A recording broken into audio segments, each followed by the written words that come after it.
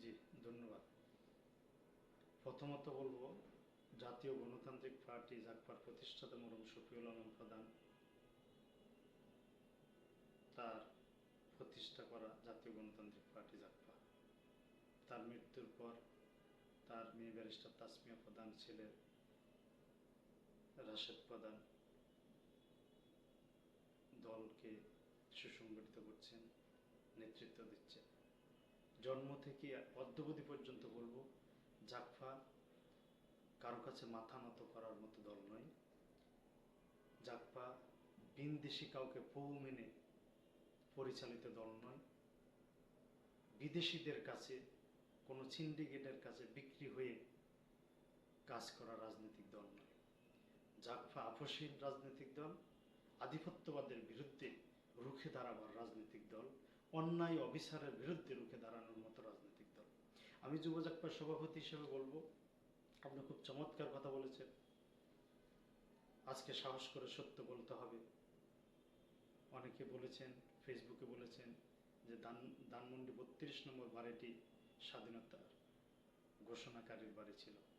আমি সম্পূর্ণ দ্বিমত পোষণ করছি যারা এই ধরনের মন্তব্য করেছেন তাদের বিরুদ্ধে। প্রথমত 1971 সালের মহান স্বাধীনতার ঘোষণা দেওয়া হয়েছিল চট্টগ্রাম কালুরঘাট থেকে, এবং যিনি ঘোষণা দিয়েছিলেন তিনি ছিলেন একজন মেজর জিয়াউর রহমান। তার পরবর্তীতে প্রেক্ষাপটের কারণে উনি প্রেসিডেন্ট জিয়াউর রহমান হয়েছেন। 2 নম্বর হলো, ধানমন্ডির 32 নম্বর বাড়ি থেকে শেখ মুজিবুর রহমান বাকশালের ঘোষণা দিয়েছিলেন। দুই জিনিস। 1 নম্বর হচ্ছে স্বাধীনতার ঘোষণা দেওয়া হয়েছিল চট্টগ্রাম কালুরঘাট থেকে জিয়াউর রহমান। 2 নম্বর হচ্ছে ধানমন্ডি 32 নম্বর বাড়ি থেকে বাকশালের ঘোষণা দেওয়া হয়েছিল, তিনি হলেন শেখ মুজিবুর রহমান। আমি বলবো, এই 32 নম্বর বাড়ি ছাত্র জনতা ঘুরিয়ে দিয়েছে, ভেঙে ফেলেছে, এটাতে শেখ হাসিনা বা আওয়ামী লীগের বিচলিত হওয়ার কিছু নেই। কারণ শেখ হাসিনা গত 17 বছর, তার বাবাও দীর্ঘ রাজনীতিতে কোনো নেতা নির্মাণ করতে পারেন নাই, চোর বাটপার গুন্ডা নির্মাণ করেছেন। শেখ হাসিনা বিগত 17 বছরে এমপি বানিয়েছেন মানে গুন্ডা বানিয়েছেন, এমপি বানিয়েছেন মানে সন্ত্রাস বানিয়েছেন, মন্ত্রী বানিয়েছেন মানে দুর্নীতিবাজ বানিয়েছেন। নেতাকর্মী একটি নেতাকর্মীও বানাইতে পারেননি। প্রত্যেকটি নেতাকর্মী গুন্ডা চোর বাটপারে তারা পরিপূর্ণ করেছেন। আমি আমার জায়গা থেকে বলবো, শেখ হাসিনাকে বলবো, গত 17 বছর আপনি যেভাবে শাপলা চত্বরের গণহত্যা চালিয়েছেন তার ভিডিওটা একটু দয়া করে দেখুন। ফিলখানা যে সেনা অফিসারদের নির্মমভাবে হত্যা করা হয়েছে, গণকবর দেওয়া হয়েছে, সেই ভিডিওটা একটা দেখুন।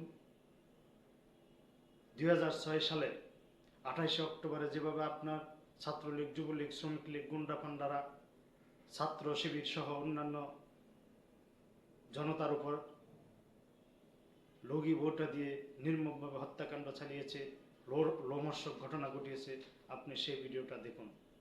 তারপরে আপনি আপনার মায়া কান্নার, আপনার হারানোর বেদনার উত্তর সেখানে পেয়ে যাবেন। আপনি এদেশের অসংখ্য মাকে কাঁদিয়েছেন, সন্তানকে হত্যা করেছেন। আপনি এদেশের অসংখ্য পরিবারের পিতাকে কেড়ে নিয়েছেন, সন্তানকে কাঁদিয়েছেন। আপনার প্রাকৃতিক নিয়মে এখন আপনার কান্নার সময়। আপনি কাঁদতে থাকুন, আমরা দেখতে থাকি। আর একটি কথা বলবো যে আওয়ামী লীগ বাংলাদেশে যে অপরাজনীতি সৃষ্টি করেছে, অদূর ভবিষ্যতে আওয়ামী লীগ সেই রাজনীতি করার সুযোগ পাবে না। আওয়ামী লীগকে নিষিদ্ধ করতে হবে। অন্তর্বর্তীকালীন সরকারের কাছে আমরা আহ্বান জানাবো, আপনি আওয়ামী লীগকে নিষিদ্ধ করুন। তাদের এখনো ষড়যন্ত্র বাংলাদেশের বিরুদ্ধে, বাংলাদেশের জনগণের বিরুদ্ধে, সার্বভৌমত্বের বিরুদ্ধে, গণতন্ত্রের বিরুদ্ধে, এবং অন্তর্বর্তী সরকার হিসেবে ডক্টর ইউনূস সাহেব আপনার বিরুদ্ধেও এই আওয়ামী লীগ এবং ভারতের ষড়যন্ত্র হচ্ছে। আপনাকে সতর্কতার সাথে এগিয়ে যেতে হবে। আর একটি কথা আপনাকে স্পষ্ট করতে চাই, আপনার যে উপদেষ্টা পরিষদ আছে, সবাইকে আপনি দেশপ্রেমিক মনে করলে চলবে না। আপনার এই উপদেষ্টা পরিষদেও ভারতীয় দোসর, ভারতীয় এজেন্ট, ফ্যাসিজম আপনার এই উপদেষ্টা পরিষদে আছে। আপনাকে সেগুলো আইডেন্টিফাই করতে হবে, তাদেরকে অপসারণের ব্যবস্থা করুন, অন্যথায় হয়তো আপনিও খুব মহা বিপদে পড়ে যেতে পারেন। আর এদেশের গণতান্ত্রিক ব্যবস্থার জন্য ছাত্র জনতা যেহেতু আপনাকে একটি দায়িত্ব দিয়েছে, আমি আশা করব খুব দ্রুত সম্ভব হলে একটি নির্বাচন দিন, গণতান্ত্রিক ধারাকে ফিরিয়ে আনুন, নির্বাচিত সরকারের হাতে ক্ষমতা হস্তান্তর করুন।